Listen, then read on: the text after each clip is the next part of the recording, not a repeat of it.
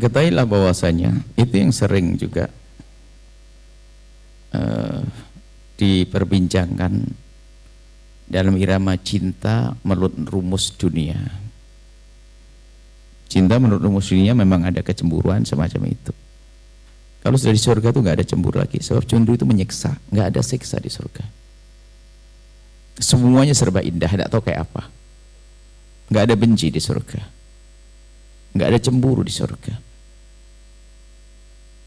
Jadi kemudian Anda tidak perlu cemburu dengan bidadari. Kenapa? Bidadari di surga itu laksana anggur, korma, dan yang lainnya. Karena dia tidak punya amal baik di dunia, sehingga kecantikannya tidak bisa mengalahkan Anda.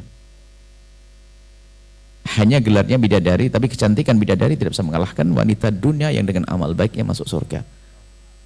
Jadi nggak ada apa-apanya. Dan Anda pun berarti dia nggak.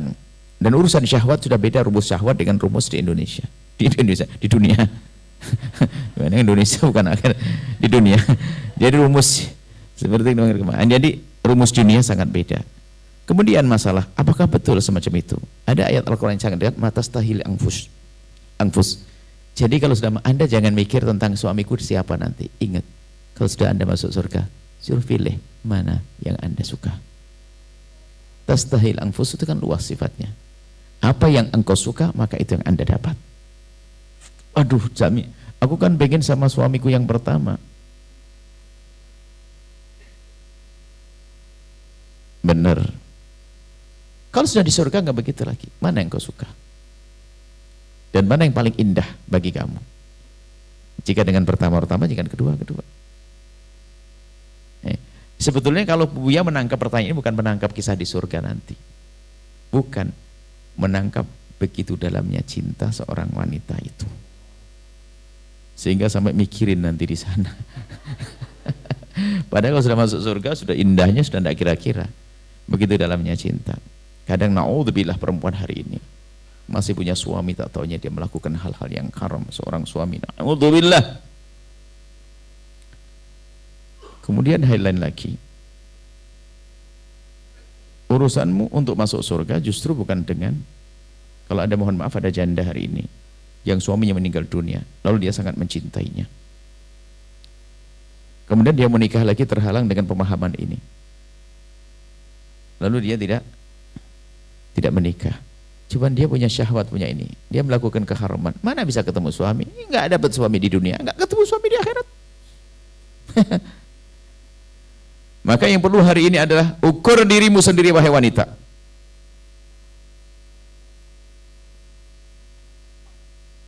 Jika engkau punya kebutuhan dengan laki-laki, cari yang benar, laki-laki halal. Kami sampaikan kepada para anak yang punya ayah telah meninggal dunia, lalu ibunya menjanda, kami sampaikan, hei anak, Pak, jangan pandang ibumu selamanya sebagai ibu, tapi pandang beliau seorang wanita yang punya hajat khusus yang harus dipenuhi. Dunia, lihat, halal itu adalah indah. Ada seorang wanita mempertahankan dengan suami pertamanya nggak mau, tapi melakukan keharaman.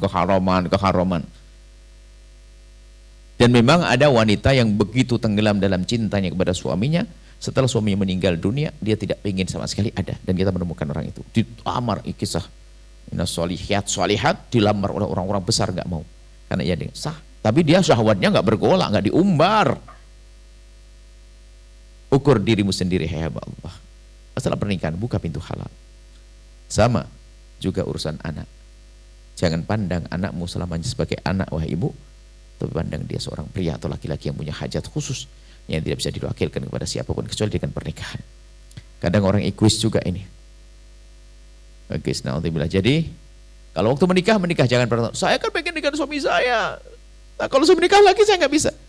Kalau memang kamu punya hajat, menikahlah. Nanti kalau masuk surga suruh milih. Bisa jadi ngomong bener, ya Allah, sama suami yang kedua aja deh, ternyata lebih bagus. Dulu ada seorang wanita tidak mau menikah.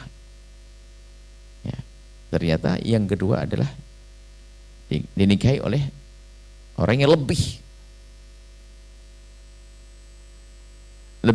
Nah, pertama mikir, nanti lah baru bingung. Suamiku baik, tapi ini baik, bingung juga.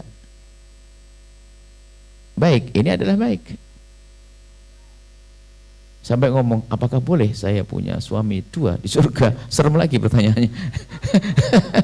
Karena baik semuanya, pengennya disertai semuanya.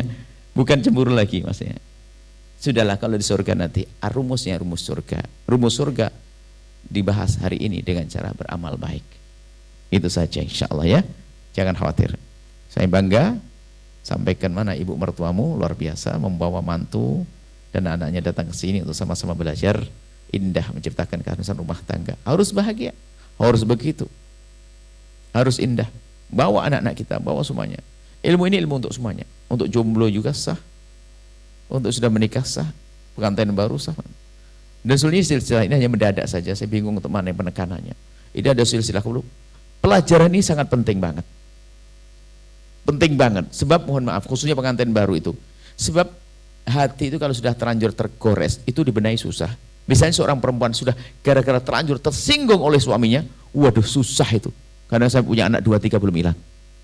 Karena sudah terlanjur tergores. Mending punya ilmu lalu tidak menggores. Semua waspada, hati-hati memahami pasangan. Hati.